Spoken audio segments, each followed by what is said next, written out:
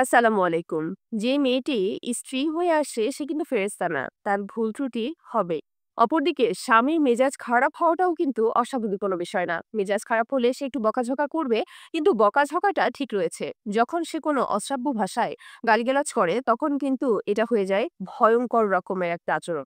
যেই মেয়েটি তার পরিবারের কাছে ভালো আদব কায়দা শিখেছে, ভালো জায়গায় পড়াশোনা করেছে, সেই মেয়েটির কাছে না এইসব বাজে শব্দগুলো বা বাজে অর্থসূচক শব্দগুলো মৃত্যুর চেয়ে কঠিন যন্ত্রণা দেয়। সব কথা বাদ দিয়ে দিলাম। আসলে এই সকল শব্দগুলো ব্যবহার করে স্বামীরা নিজেদের কোন রুচিবোধের অর্থ প্রকাশ করে বলেন তো? পুরুষরা আসলে নিজের মর্যাদা চান, অন্যকে মর্যাদা করতে জানেন না। কিন্তু আসলে আপনি যখন আপনার স্ত্রীকে হেয় প্রতিপন্ন করছেন, বাজে ভাষায় গালিগালাজ করছেন, আপনি নিজের সম্মানটা আপনার স্ত্রীর কাছে ঠিক কোন জায়গায় নামিয়ে নিয়ে যাচ্ছেন এটি এবার বুঝতে পারছেন?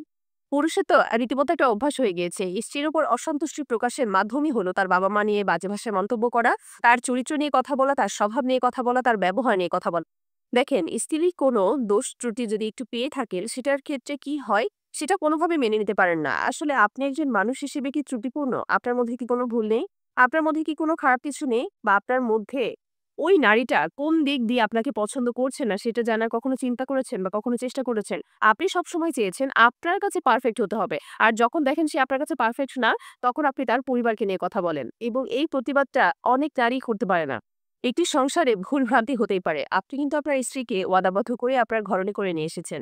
তার লিবাস রক্ষা করা বা তার চরিত্র রক্ষা করার দায়িত্ব কিন্তু আপনার। বিয়ের আগ পর্যন্ত সেটা বাবা-মায়ের দায়িত্ব হয়ে থাকে। তারপরে কিন্তু আপনার। কিন্তু আপনি যখন রাগান্বিত হন, আপনার স্ত্রী হয়তো যেটা না, আপনি সেটা নিয়েও সবার মধ্যে খোলা বাজারে তাকে নিয়ে সমালোচনা করেন, মন্তব্য করেন। ক্ষণিকের হিসেবে হয়তো আপনি রাগান্বিত হয়ে সেই কথাগুলো বলেন।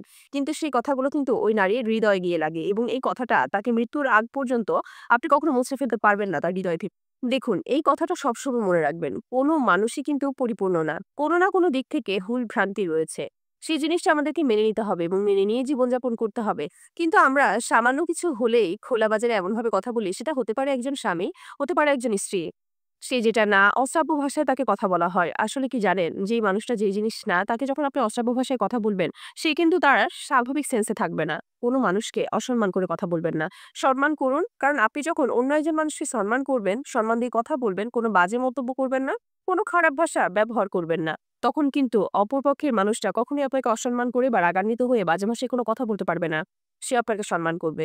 মূল কথাই, আপনি যদি কাউকে সম্মান করেন তাহলে আপনি সম্মান পাবেন। আর যদি সম্মান না করেন তাহলে কিভাবে সম্মানটা পাবেন বলেন? আর আপনার স্ত্রীকে খারাপ কিছু হলে শাসন করার দায়িত্ব অবশ্যই আপনার রয়েছে। কিন্তু কখনোই সেটা তার পরিবার বা তার চারিত্রিক দিক নিয়ে বাজে কোনো মন্তব্য করে না। আপনি তাকে ভালোভাবে বুঝিয়েও কিন্তু তার সবকিছু পরিবর্তন করে ফেলতে পারেন। তাই কখনোই তাকে অশ্রাব্য কোনো ভাষায় গালিগালাজ করবেন না।